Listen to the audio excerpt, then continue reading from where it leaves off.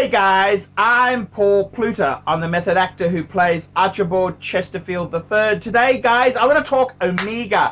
I want to talk Omega $500 to $2,000 range. I want to talk from $500 to $2,000. So before we start this video, let's do a quick wristwatch check because I invented the wristwatch check. And I'm wearing the Bluesy Submariner. I'm wearing a Bluesy Submariner. No holes case, gold in the band, fuckers. This is the watch used by a lot of nasty lawyers and car salesmen. Okay, let's discuss Omegas in the $500 to $2,000 range. How do I feel about this very sensitive price point? How do I feel about it? Loser, loser. That's right. I got to be completely frank and honest with you. In life, expensive things aren't necessarily the best. Okay? Very expensive things are not necessarily the best. However, there are many good things that are fucking expensive. Okay? It's like when you talk Mercedes-Benzes. And I mean, we all love Benz. Benz invented the automobile, for fuck's sake. And I mean, you know, it's like saying I'm in Australia. It's like saying Benz is between 20 and 40,000. You think, fuck, just a little bit more and we could get into something semi-decent. And this is the whole problem. If we go cheap, we end up getting the fucking garbage. Same thing with Omega. So what do we get in the $500 US to $2,000 US range? We get a whole stack of Omegas that nobody fucking wants. Okay? We get a range of dress watches, which on the face of it have quite good credentials.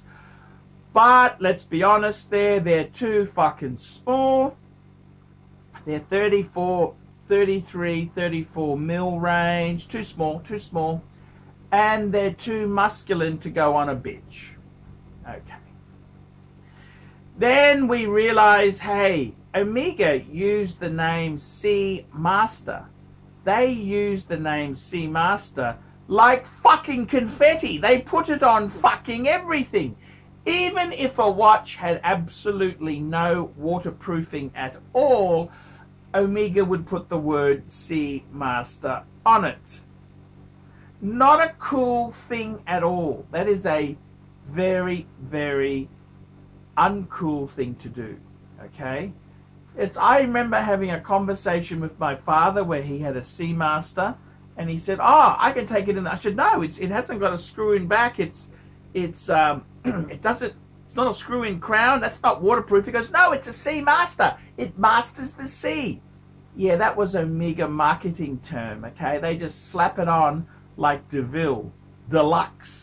Like in the 60s, 50s and 60s, Deluxe and DeVille and all these wonderful Americanisms, okay? So in that range, 500 to 2,000, you get a lot of misbranded product, a lot of Omega Seamaster, and they don't really have terribly much waterproofing. Then we move into things like the Omega Speedmaster, where we might get a few reduced. That's the smaller Speedmaster, the automatic, which has got a generic ETA. For a little bit more money, we could get into proper, you know, we could get into the 861 or the 1861s. We just need another $1,500, you know. And this is the whole problem. In the price point, $500 US to $2,000 US, the Omegas that are there are fucking undesirable. And the other thing is that they are for losers. Okay, I got to be completely frank there. I got 5 Rollo. I can make this judgment. Omegas in the US $500 to $2,000 US range are for fucking deadbeat losers. Okay, that is a terrible price point. Almost, but they just can't quite get into a higher level. Or they'd be would-be's if they could be's. And it's really fucking sad. It really is fucking sad. These beta soys, they are too nice and friendly to actually admit the truth. They won't do it. They won't admit the truth. And the shocking, awful fucking truth is that these wristwatches here, these wristwatches, they're it's just mismatched dress watches, pretend sports models, and girl size Speedmasters. It's a shocking genre to be in. It's Loserville collectors, okay? The watches in that price point, it's just beta soys. They're not aggressive enough to get Rolex. They just haven't got it. They haven't got it. And this is the terrible thing. There's some really fucking ugly. There's another series of watches, the Omega Dynamics. Fuck. They were ugly in the 70s, and they're fucking even more ugly today. The Omega Dynamics. They were a top-selling Omega. And they were top selling because they were fucking cheap at the time. They were for cheap ass sons of bitches who couldn't afford Rolex. That's who bought Omega Dynamic. And I got to be completely frank and honest with you.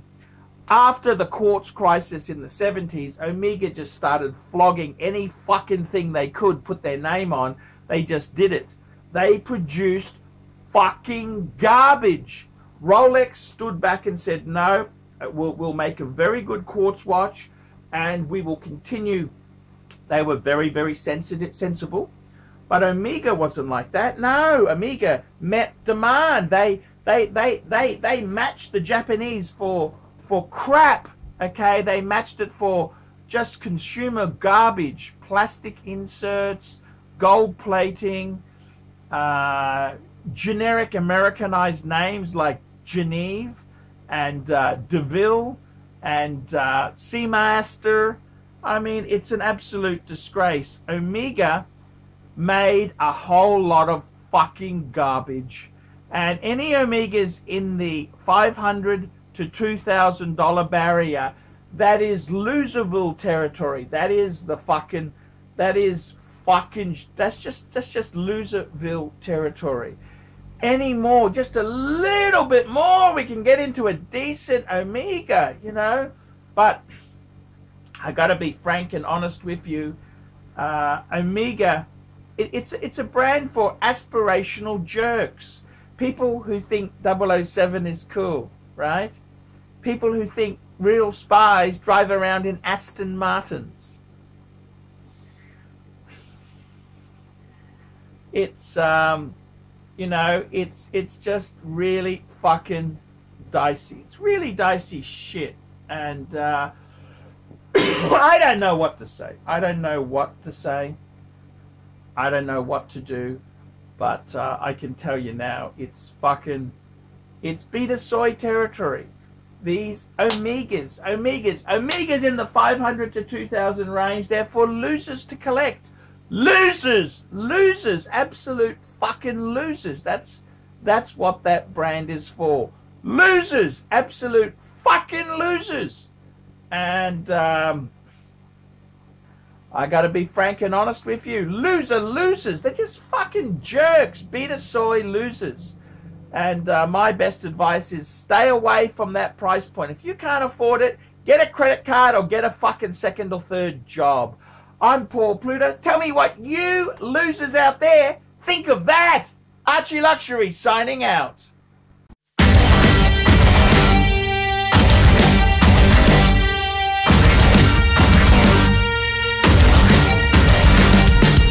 Can't take my eyes on me.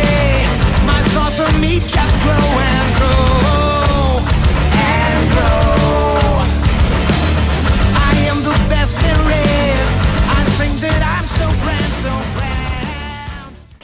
gotta see things, see new places and brand new things.